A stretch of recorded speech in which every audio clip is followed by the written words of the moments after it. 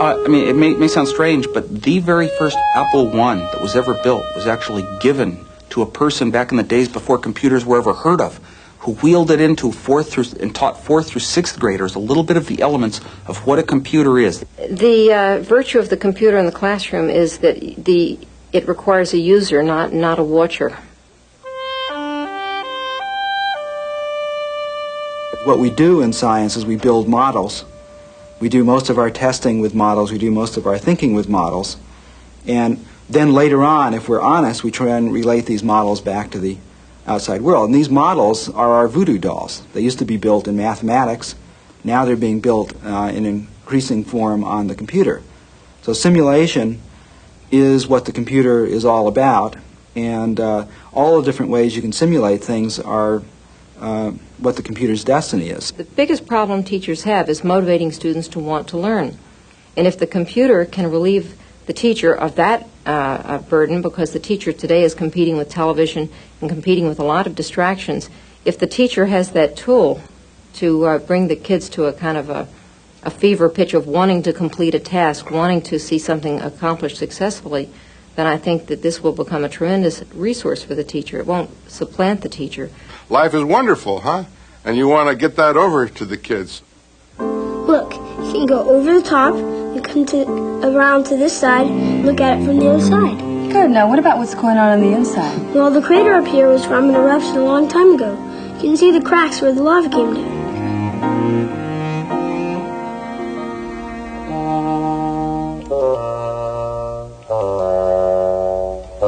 Here's the top of a volcano. The crater was caused by an eruption a long time ago. Show us where the magma is. The part is the magma underneath the Earth's crust.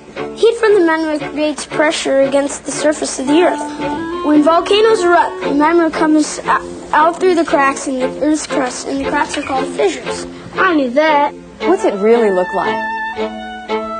This is what a volcanic eruption looks like in real life.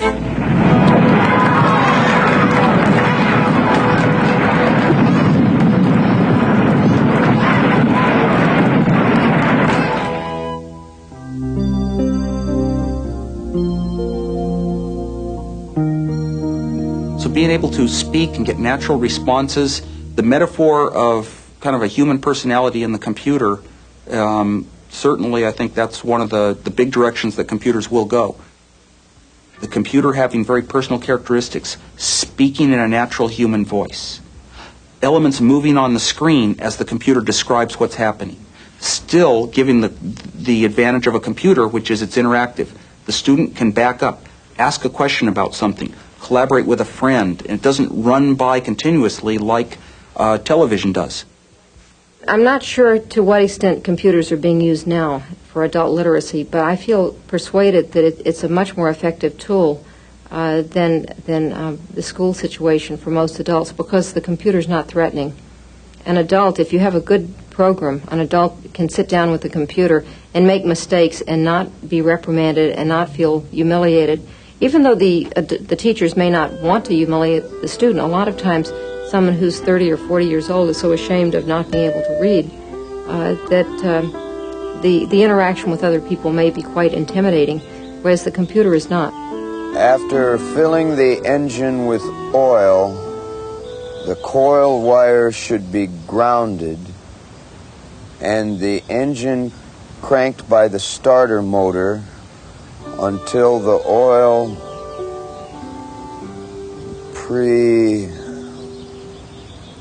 what's this word? Pressure. Oh, pressure. Until the oil pressure gauge reads 10 pounds. Would you like to go on to lesson 6? No, I want to read this.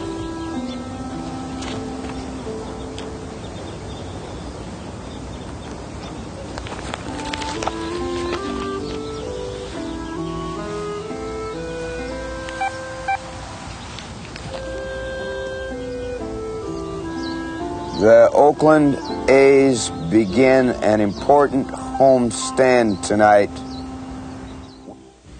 Well, of course, I would expect it to be able to accept speech. Keyboarding is a truly primitive way of getting information into the machine. So to begin with, I would want it to do that. Almost as important to me, and I think vitally important to the world, is I want it to do automatic translation. Even if that translation is not 100% perfect, there's no such thing. I want to be able to read books in Swedish and Japanese and Hungarian and Arabic and Hebrew and Greek and Chinese, and I can't. Well, I think the supercomputers of today will be the desktop computers of tomorrow.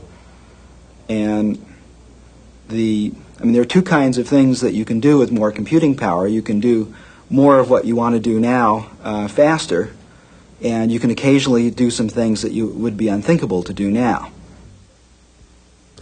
This is some pretty convincing stuff. I'll need all the ammo I can get for my meeting with Professor Thorndike and his committee of invertebrates. Look, see how the engine creates a lot of turbulence, especially at high speeds? So? Well, this causes a lot of noise and also creates a certain amount of drag. Much like? Thorndike. The oscillation starts inside the nozzle and the turbulence really increases outside. You tried flaring the exhaust nozzle? Sure, I've tested a lot of possible angles. I noticed that the oscillation is a lot lower when you have something like this, about 14 degrees. We should test this. Can you talk to Gavin about a prototype of the nozzle? Sure.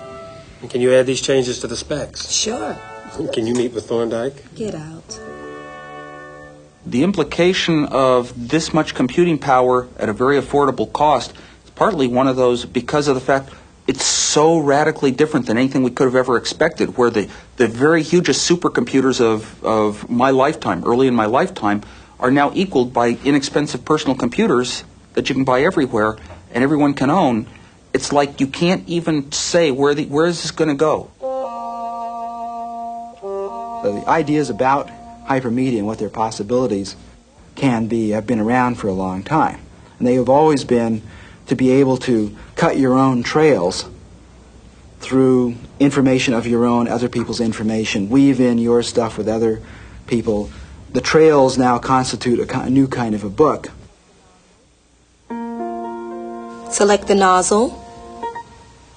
Modify. Let's see noise test 3 again.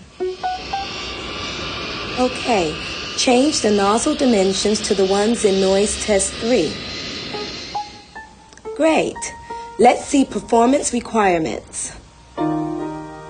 Regulations. Noise. Link the noise regulations to the nozzle dimensions. Nozzle dimensions.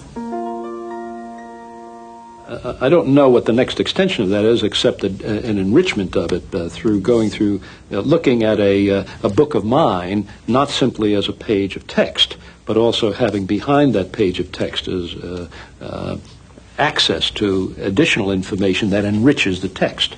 Supplement it with documents, original source material, writings of the period, and begin to get what every historian would love to achieve, which is a real sense of the time. So if we had a machine that we could play games with and take each subject to its farthest point,